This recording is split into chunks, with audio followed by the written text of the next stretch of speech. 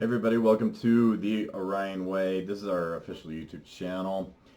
My name's Scott Carter. I'm a licensed therapist. I'm one of the founders of the Orion Way. We are an online platform for men to support men. As a therapist, I work primarily with teens. I do a lot of work with kids and families. I've done a lot of work in the community, public schools and the like, and I have become a really big advocate for men and boys because I see that we're a critical mass. As demonstrated by, I'm making this video kind of on the wake of, it's been a couple of days, but the two back-to-back mass shootings, one in El Paso, Texas, and the other one was, I believe, in Dayton, Ohio. And I'm wanting to make a few points in this video. But first of all, I kind of want to show, well, the first point that I want to make is that men and boys are actually hardwired to be heroes. But first I kind of want to show this, okay? This, I don't want to click on this just because in the last couple of minutes I've kind of had some troubles with the Reddit website. If you're a Redditor, you know that the website can freeze up and kind of shut down for short periods of time. But this basically says America has a serious toxic masculinity problem. Then there's stuff like this. In the wake of these two shootings, we see a lot of stuff like this. There's a lot of stuff floating around just like this, okay? Every white woman is basically raising a terrorist, a rapist, a killer, domestic violence all-star, okay? And first of all, I have absolutely no reason in the world to put any weight into what this person has to say. Anybody can say anything on the internet. They don't have to have any type of education, experience, or credibility whatsoever. They can just say whatever they can say. However, there is a lot to be said about this type of narratives that are being painted towards men and boys. Now, the mass shooting events are horrific, and those boys did horrible things, and they stepped into permanent infamy. They stepped permanently into being a villain forever. You only get one life, guys. It's the only thing you'll ever really have, and when you do something like that, it's gone. You have forfeited for good. There's no hope after that.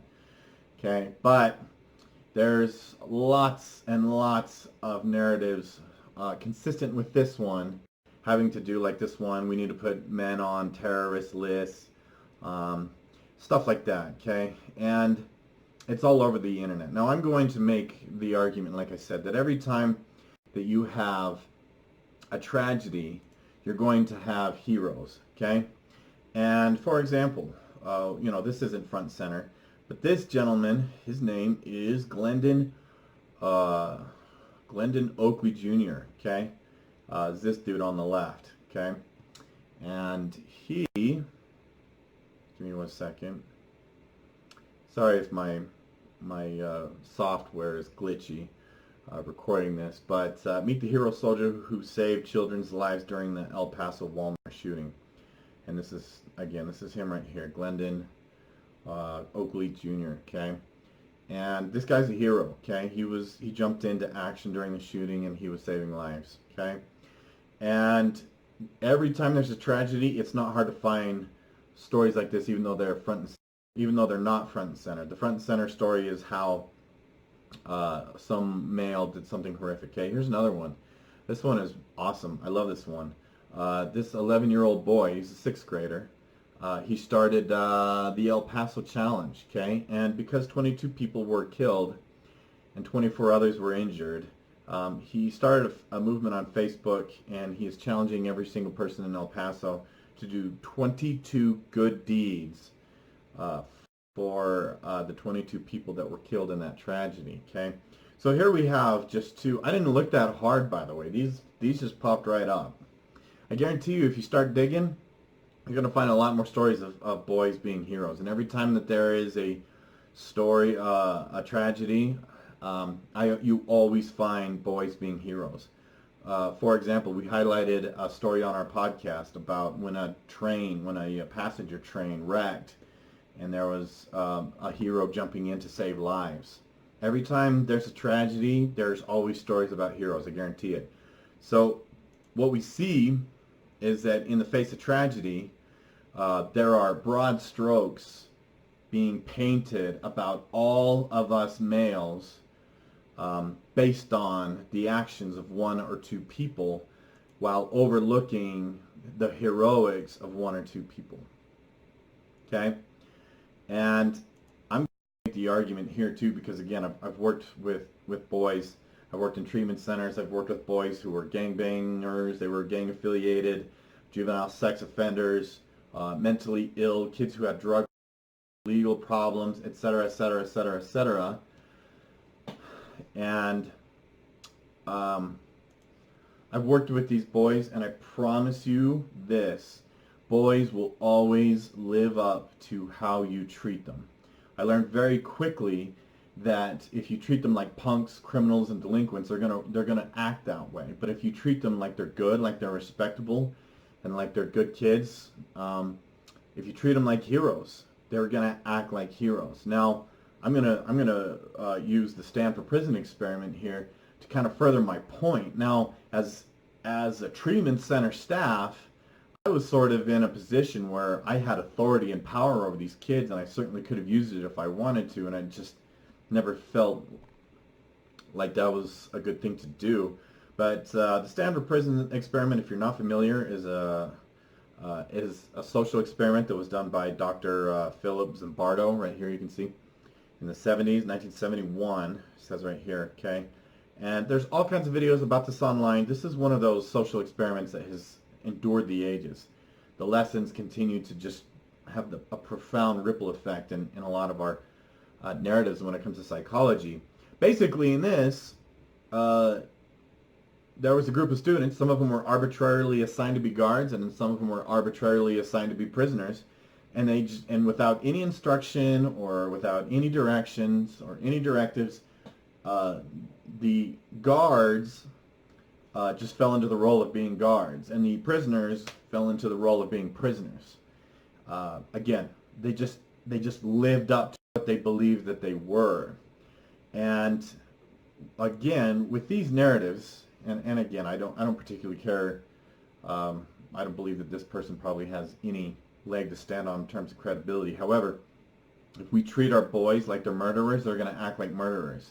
I guarantee it. I've seen this over and over again. I do this for a living. I've been doing it for almost 20 years. If we treat boys like they're heroes, they're going to act like heroes. Guaranteed. Okay? And here's the point that I want to make. By the way, just to prove my point, here's another hero. This is the UNC shooting earlier this year in 2019. This is Riley Howell. I don't remember. I was looking for the date of when that shooting happened. I think it was in April of this year, because this story is dated May 1st. This is Riley Howell. If you haven't heard of him, he's the hero of the UNC public shooting, where he jumped in to tackle the shooter and was killed in the process, but he saved lives. He's a hero. Again, you show me a tragedy, I'll show you boys being heroes, okay? And here's my last point that I want to make. Our current system is not set up to support men and boys. I work in public schools, or not currently, but I have, and what I hear over and over again from a lot of adults is, it's my job to straighten the boys out, and so boys are being bombarded. They're absolutely being overwhelmed with people telling them to shape up, get it together, pull your head out, stop acting that way. They're told that they're bad, and so they live up to them. I was recently working with one teen boy within the last year, and this kid's a troublemaker. He gets into trouble. The school is hard on him. The teachers are hard on him. His parents are hard on him. The cops are after on this kid's tail. I like this kid. I get along with him. We have a good relationship. I treat him with respect, and he's extremely respectful in return. And I told this kid, I said, you know what, man, I know that you're in a lot of trouble. You got a lot of problems going, but I like you. You're a good kid. I think you can get this figured out if you want to. And I build a rapport with this kid, and then within a couple of sessions, he just starts sobbing. He's crying because everybody tells him that he's a piece of crap, and everybody tells him that he's worthless, and everybody tells him to get it together, and nobody loves him, and everybody tells him that they're just hard on him. He's just crying. Okay, this idea that kids or boys don't have empathy or compassion is nonsense. But how long can a kid endure people telling him that he's a piece of crap before he starts acting out? And I guarantee you, because I really believe that this is true with like for example, the kid in Florida, the Parkland shooting. I kind of followed that story a little bit, and when I dug through it, like there were reports that that kid had a prolonged history of acting out. And if we get those boys the support that they need early, and instead we find the good in them, and we teach them, and we mentor them, and we support them, they're far less likely to grow up and do these horrible, monstrous things. So that's really based on my experience with boys.